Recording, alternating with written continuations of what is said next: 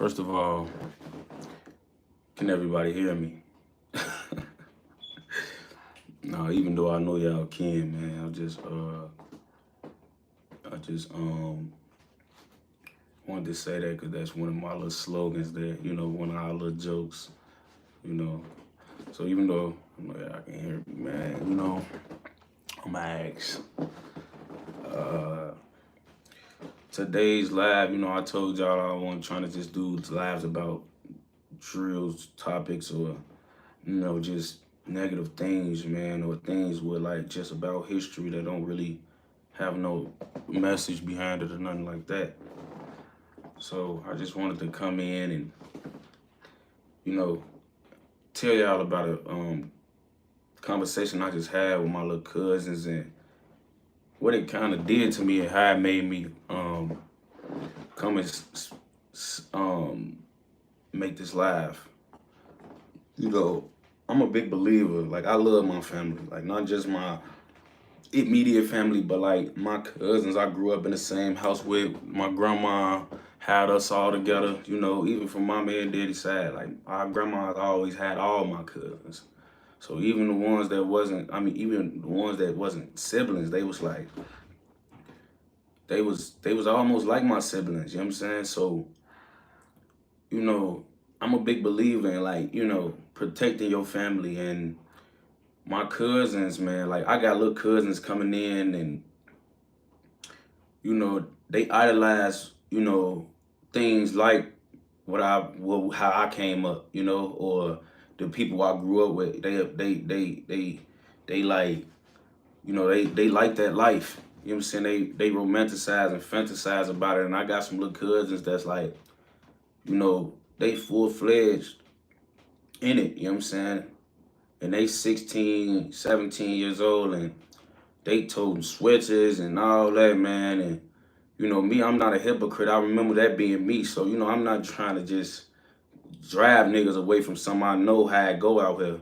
But when you an older cousin or older brother or older, you do owe it to the people after you to try to make their circumstances better than yours. Not just your kids, but the people that look up to you, man. Like, and my little cousins looked up to me, and they looked up to how I grew up, and because of that, now they going through these things that I went through, and you know, I'm happy my little cousins, they ain't goofies, they ain't nothing for like, they actually like that, which makes this way worse.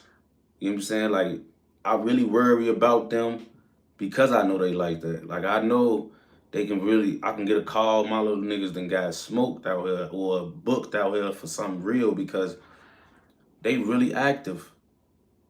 And, it made me want to come make this live because I couldn't catch them, but hopefully I can catch some of y'all that's 12 or 13, 14 that idolize it and like how certain things looked on YouTube and all that to the point where you think this the life you want to live, man. Like, I just want to tell y'all about some of the heartbreak, you know what I'm saying, that, you're going to experience, bro. Like, you feel me? Like, and don't get me wrong, I don't want to talk about it like it's just all affected us negatively because we've found a way to capitalize off our pain. Like, we've made hundreds of thousands and millions off our pain.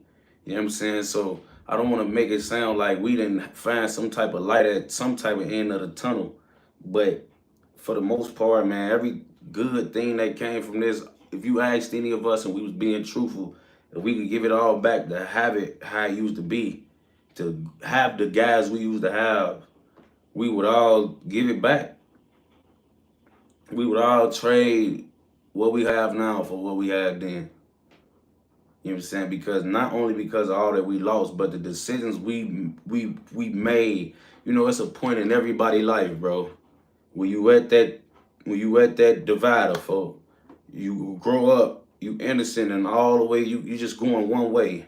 From the time you born to the time you 10, 11, 12 years old, you just going this in a straight narrow. Then when you get to about 13, 14, you realize you finna go, it's one or the other. It's not just this straight narrow, it's split in two ways. You gotta split into two totally different directions now. You know what I'm saying? And a lot of us think about it like, man, when we had a chance as a 13-year-old kid to go this way, we went that way. You know what I'm saying?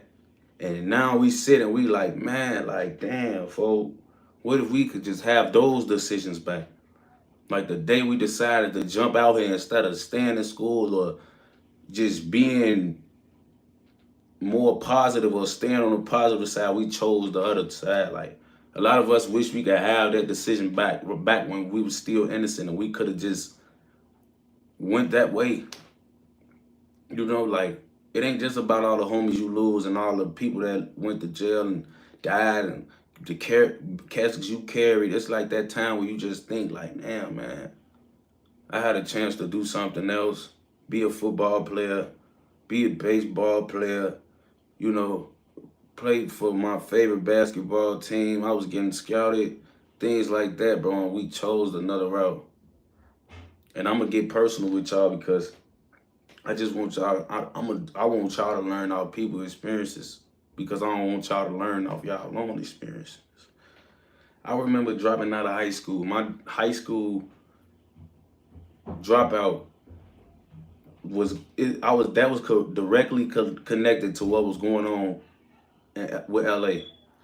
And I remember, man, like I was going to school in Joliet. I was going to Joliet Central, big suburban school, mixed people, a lot of money invested. We had tracks, gyms, inside field houses. We had everything, man. Like the school looked like some school off Harry Potter, man. Like them schools in Joliet got all the real, like that's where you want to go to school at, man, especially high school. So, I just had everything set up, man. I was a running back.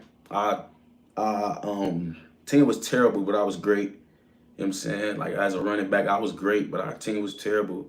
But I remember just, like being great, and I had a name in Joliet. My big cousin was going there. He was that guy. We had the same last name. Like man, I had even some of my homies. Big A brother Prince was going to school with me, man. Like it was some of the guys out here and everything, out there and everything. So I had everything set up for me to succeed, man. But the whole time I was going to school, I remember just it's always something in Chicago, bro. LA going to the Dunbar and he just getting jumped, constantly jumped, man. And like I'm going through it because I'm not there. You know what I'm saying? Like 14 Josh, I'm gonna get back to that. This is something else, man. Shout out to you for the donation though. That's why I don't be want to do that for it. Be making me lose my train of thought, folks. But I remember like, man, folks, steady getting these bad news, and I came back from Joliet one weekend, bro.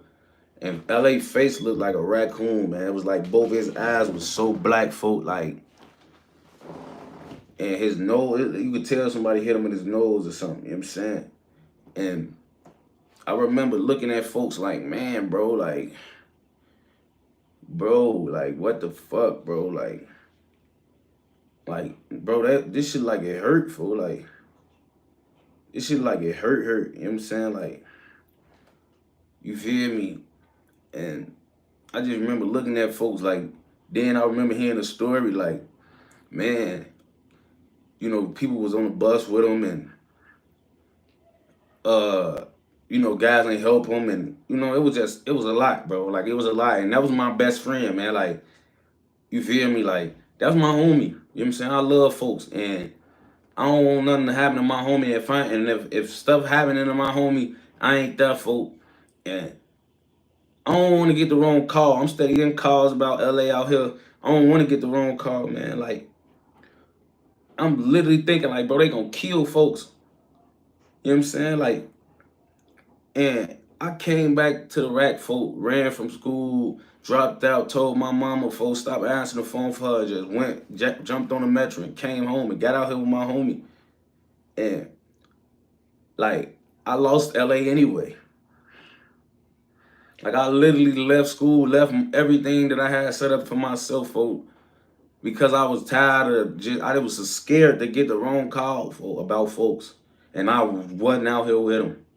Whatever happened in LA before I wanted to be here, then be there, because I was getting a little worried before. I didn't know what was going on, and I came home, dropped out of school, didn't go to school, man, put my mama through a lot, and I lost folks anyway. I ended up having to carry his casket regardless. Like I be thinking about shit like that, like, damn, like, I had a chance I could have just stayed in school, man. Like, I'll end up losing folks anyway, man. Like, and it was rough because I'm a shorty and I carried this casket, man. And when he died, it wasn't just an effect on me, bro. Like, it was an effect on my family. Like, you go through so much as a young boy, your mama get attached to 5 or 6 of your friends. They like her son. My sister, these like her brothers. You know what I'm saying? These ain't just my homies, man. Like, when you die or something wrong happened, you put so many people in the... It wasn't just LA family grieving, or me grieving because I'm his best friend, or JB and Gotti grieving. It was my mama, Gotti mama. Like, it was so many families affected by that one death, folks. And as a hood, folks, like, we couldn't even recover, for like, we couldn't, that shit, it just ate us alive, you know what I'm saying? And it just take you back, like, to all the times, all the nights where we had a chance to, just do other stuff, man, go other places, be other people, and we chose this. You know what I'm saying? Like, it's rough. And like, I be thinking about certain things, man. Like, even my mama, man. Like, I hate even speaking on this, bro. My mama ended up having a brain aneurysm, bro. And I don't know if people on my line familiar with a brain aneurysm, but it's basically a nerve busting in your head, in your brain. And my mom, she was about to die, bro. Like, a brain aneurysm is directly connected to stress, hurt, pain, like things like that, bro. Like, and, I remember her being in the hospital, and Mina, cause she the oldest, Mina had to sign papers, bro. Because my mama only had, it was a 77% chance my mama wouldn't make it when they did her surgery. So we basically like planning her death, signing things and things like, man, if this happened, this is like, you feel me? Like, you gotta set like, having these type of conversations with the doctors, like, your mama got a less than 25% chance of surviving this, folks. And I'm her son, folks, and I'm just like, I'm like, that's hard for me, man, because I took her through a lot, bro. Like, as a shorty, man, like, you feel me? You just sit back and you think, like, man, if I wasn't giving her such a hard time, working her nerves, just scaring her and being out and doing everything I was doing, bro. And then me and Mina just worried her so much when we was children, bro. And it just make me think, like, man, because with a brain aneurysm, y'all, if y'all not familiar, you could never just redo your nerves and make them 100% like they were again. The doctors basically tie your nerves in the knot. And this knot can be undone at any time. Like, this is not just my mama had the surgery and my mama okay now. She's fine, but this thing can rehappen, it can reopen, it can unravel one day out the blue. The doctors told us, like, your mother gonna deal with certain things for the rest of her life. My mama be having headaches, man, some nights, and she'll call her kids like, man, like, this stuff hurting me. I just want to let y'all know, like, and those conversations is hard, bro. Like, we having to come and just be around, because we don't know, bro. This stuff we be, bro, me and Mina be having, because we the oldest. We got to be on my mama, like, She be having headaches. We be like making her go to the hospital. We be ready to go with her. Like we be looking for different neurosurgeons and all type of stuff, bro. Cause we don't want that. Like we terrified every day. We gotta wake up with that hanging over our head. Like my mama can go any day. This shit can just be. She can be okay, and one day her nerve can just unravel. For like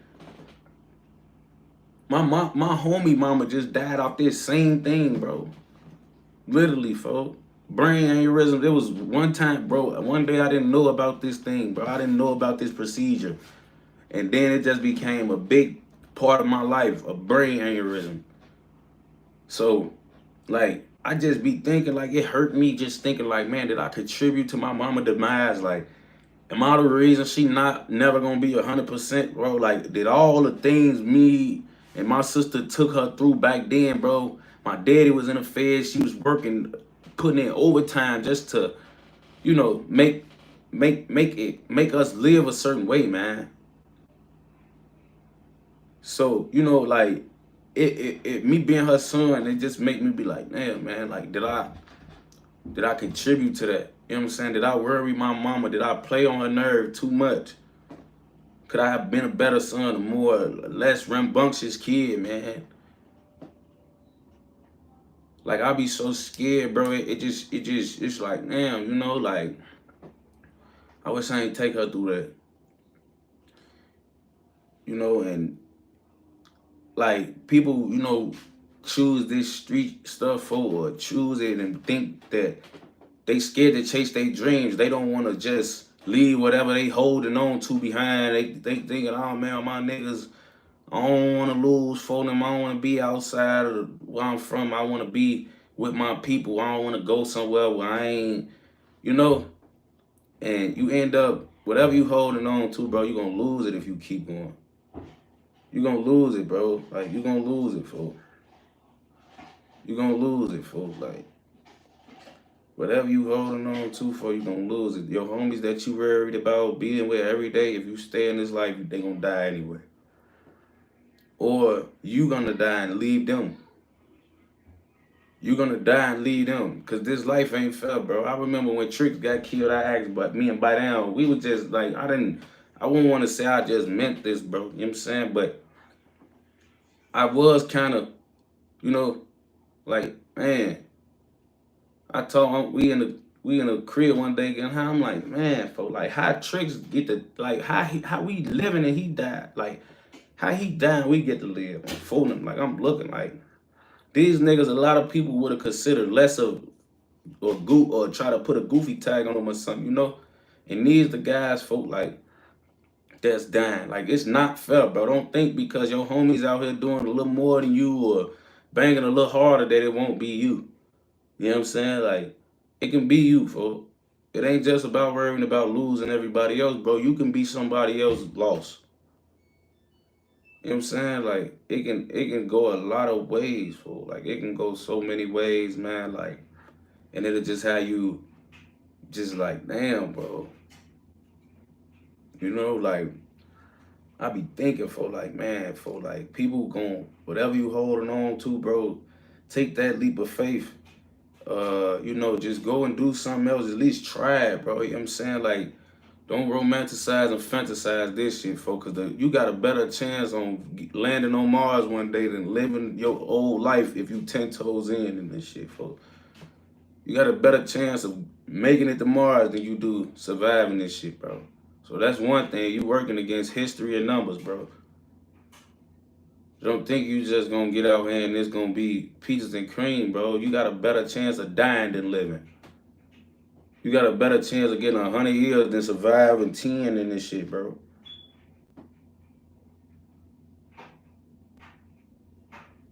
Real spill, man. Like, so don't even play like you just better. You ain't better. You ain't. It's been bigger and smarter street niggas that done felt that to their demise, bro. So whatever you think you got or how smart you think you is, if you think you got the formula, you don't, bro. I seen it happen to the good guys, the bad guys, the smart guys, the dumb guys, the fortunate guys, and the less fortunate. You know what I'm saying? Like, it ain't nobody that's safe. So don't even play. Like, you feel me? You should just probably try anything, bro. Play sports, find you a hobby. You know what I'm saying? Like, don't try to be the guy that think he the smartest guy to ever jump out here. You know what I'm saying? Because you really just you playing the numbers game. You playing the numbers game. Um,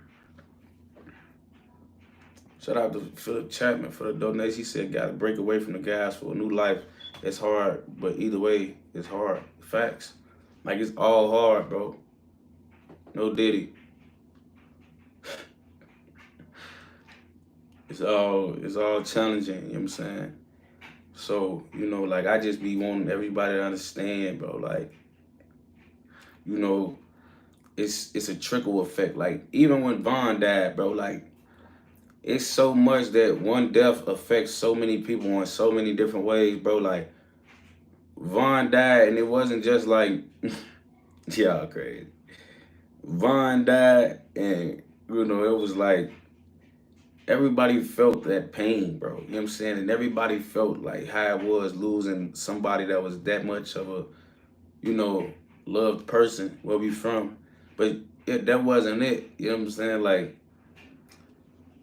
I remember being on the phone, man, with niggas from O Block, bro, and niggas from other places. Like, it was so hard for niggas in jail after Vaughn died, bro. Vaughn was paying like 10 lawyers for, like, he was paying for like 10 niggas to have attorneys out here, bro. Like, from his hood and other places, bro. Got all these niggas on payment plans just slapping them air court they for them go to, bro. He just, and I ain't talking about no rinky dink ass attorneys, bro. He out here paying like $40,000 attorneys. He got, like, like, he done gave niggas all type of shit, bro. Like, he 10, 15, 20,000 in with different attorneys, bro. So, and everybody that knew he had they back knew that they lawyers was gonna get everything that they needed to get, bro. And when he died, bro, it's like so many niggas felt that folk in jail. Like, damn, bro, it's like I know niggas ain't gonna look out for me how he did, bro. Like, some niggas ain't start getting big bags shaking for more than $80, man, in the whole store, man. Until Vaughn got out and got his bread, he was blessing all type of niggas, man. Folks will be on the phone, man, with a nigga in there, and he'll be like, "Who else in there with you from your block?" They'll be like, "Oh yeah, man, it's me and 40 guys from the same gang here." Some niggas he was booked with when he was in he didn't put it 300 on all they books, huh? 333 folk like doing this. You call him just you. He over there asking about, oh, is your homies. He asking for your homie shit. You on the phone, you ain't even asking him about no money. He, man, what you want? You straight, man? Your books good? Folk them in there fighting all type of time, man. This man putting money on all type of niggas cases. Girls from his hood catching murders, killing people in car crashes, man. He bonding them out. Cold hard cash. She out here walking right now. Fighting a manslaughter because folks came together. You not gonna sit, and if you gotta sit, folk, you ain't gonna have no attorney, no PD with folks. So I remember being on these phone calls, man, and it was so sad because a lot of niggas, bro, was fighting a lot of real shit, bro. And them lawyers weren't gonna keep showing up out of good faith. They was a little bit lenient when Vaughn first died, bro, but 3-4 months in after that, bro, they like, bro, we ain't finna keep going to jail. Niggas fight murders, double murder, attempt, armed robbery, hijackings and shit, and we showing up for nothing. You know what I'm saying? It was hard, bro. Niggas lost lawyers. That's why a lot of them cases still ain't, because they had to switch attorneys. Some of them never recovered, had to get PDs. Like, all because we lost folks. It affected so many more lives, bro. Not just out here in the world. So many niggas in jail. So many. It just affected a lot of people, bro. And it was a sad situation, man. Like, and a lot of people, I just remember being like, damn, bro, like, that was a big loss. You know what I'm saying? And so many things just like, man, it was terrible, bro. Like, it really was, man. Like, it was like, damn, at this point, you ain't, and everybody out here risking it. Nobody out, even out here set up to get theyself out of these jams. So you got one nigga trying to help everybody, bro. Like, you know what I'm saying? Like, you lose so many niggas. Then it was so crazy, bro, because one thing Von did, bro, he had a lot.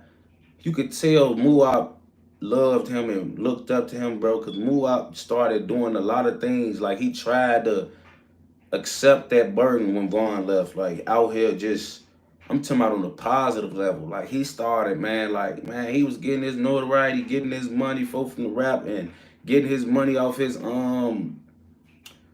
YouTube and all that, man, and he was helping for them. Like, he was trying to take that burden and do what he can and bless his niggas, man, because he had the nigga who showed him the example. He was that close. And I know he know, like, this was how folks would want me to move. This what folks was showing me the way for. So when you move up, get took after that, it's like, damn, bro. Another real one, folk, like,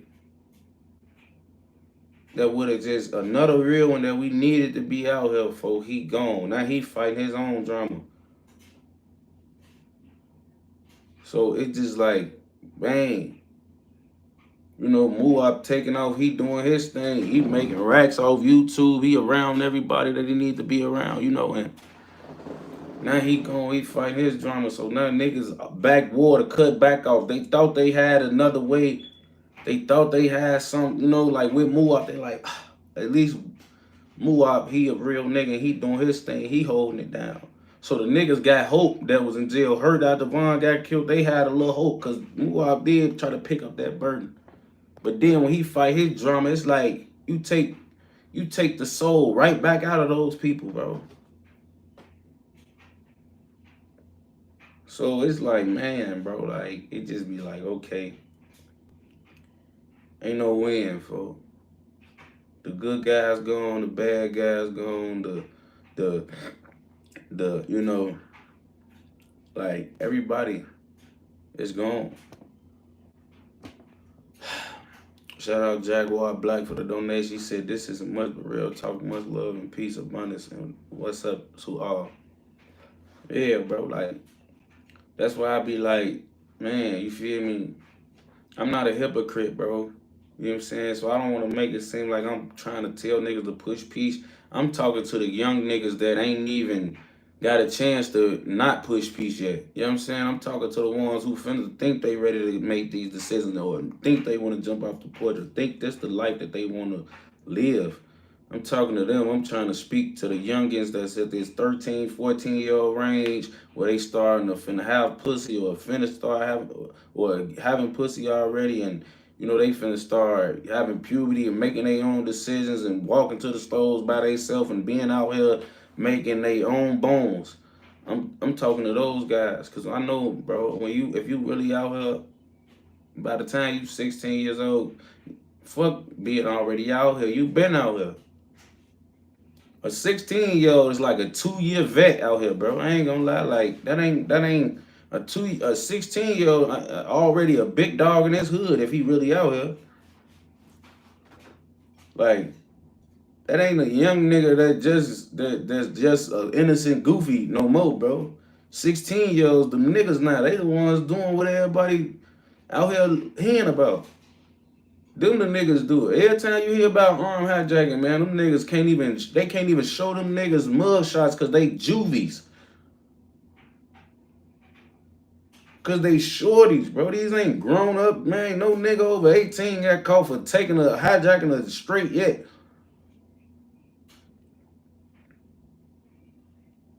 All shorties, bro.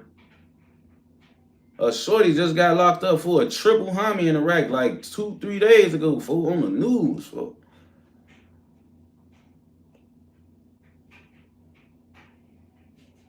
So it just be like, bro, like when you know this, folks, like, you just, I'm saying, like, I feel goofy for like knowing everything I know for and not at least trying to advise y'all. You know what I'm saying? Like, because a lot of people respect my opinion or what my angle about a lot of things, bro. So I don't want to use my platform to just, glorify my history and my past that came with a lot of drama.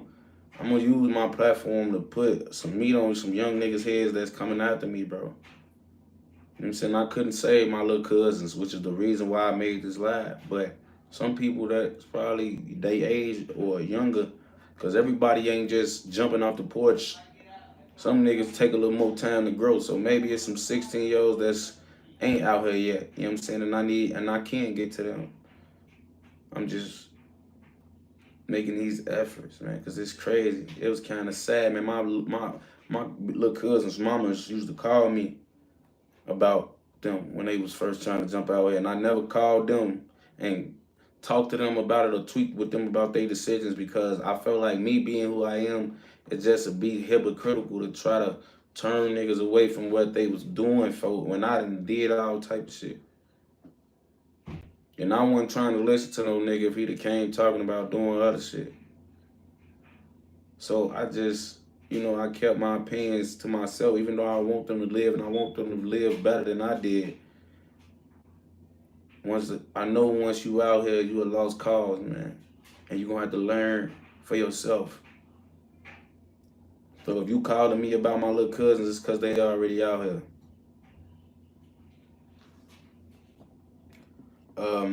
Nine Summers, shout out for the donation. Say, does LA have unreleased music? Yes. Yes, he do.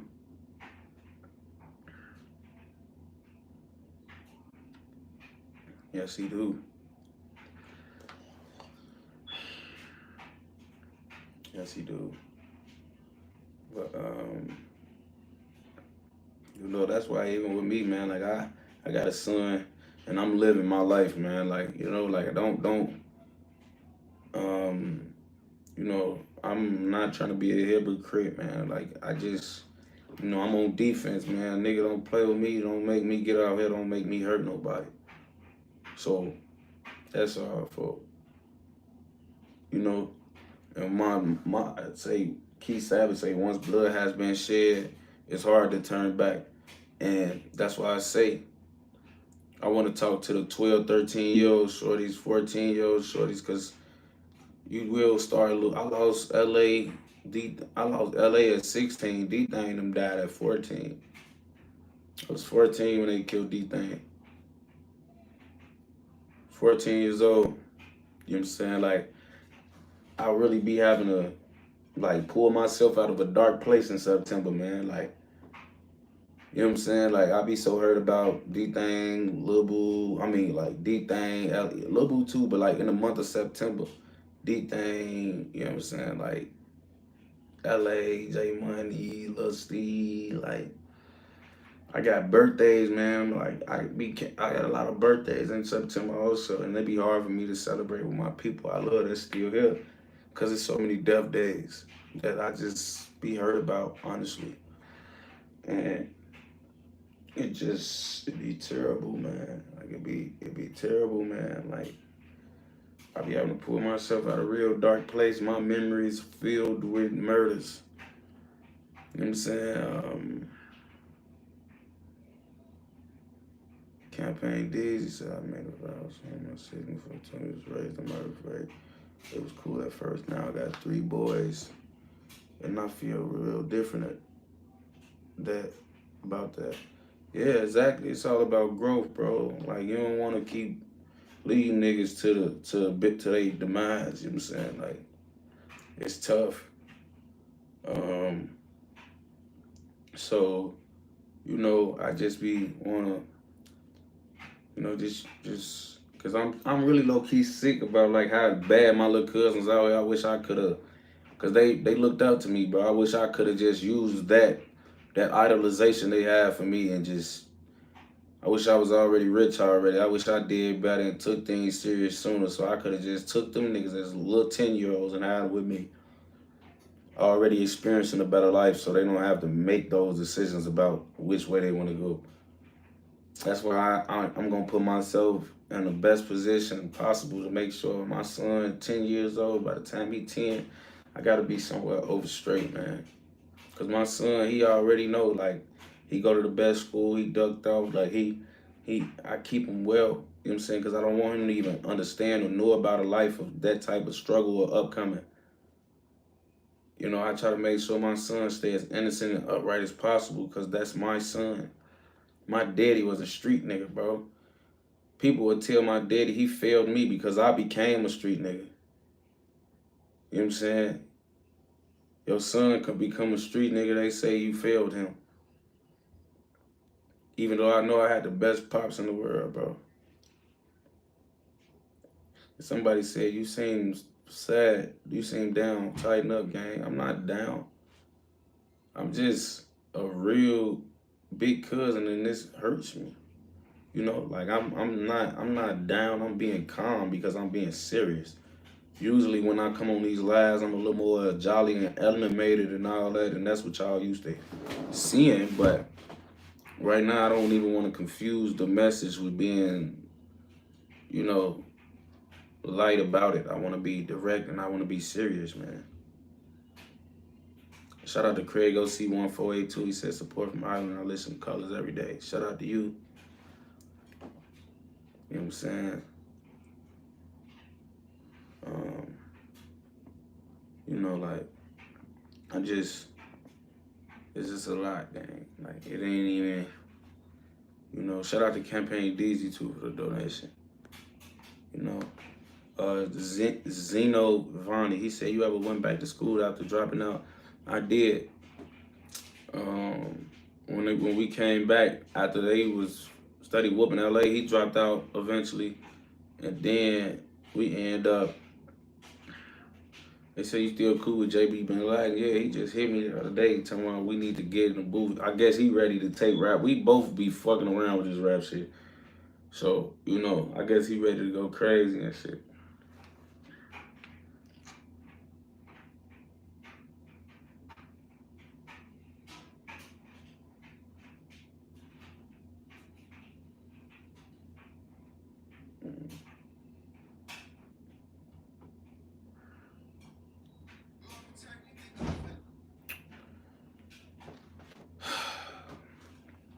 Yeah, man.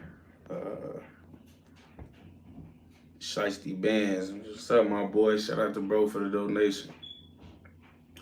But yeah, man, like, you know, I just wanted to talk to y'all, talk to the young bulls, you know, talk to the ones that's easily being influenced right now, man. You know, just chop it up, you know, put some things. I haven't even made a video, so I know a lot of people's gonna tap in. I ain't dropped in like a day or two.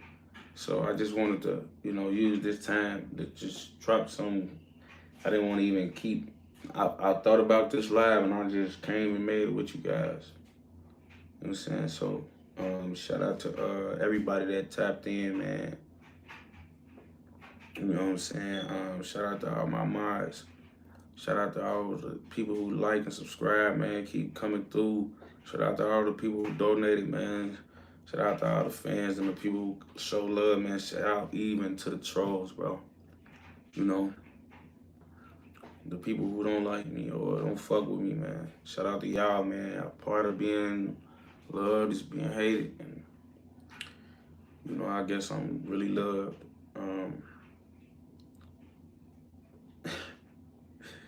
Shout out to y'all, man. And that's it. Oh, y'all, man. I'm gonna tap in with y'all later on, man. I'm finna get out here and go kick it. Later.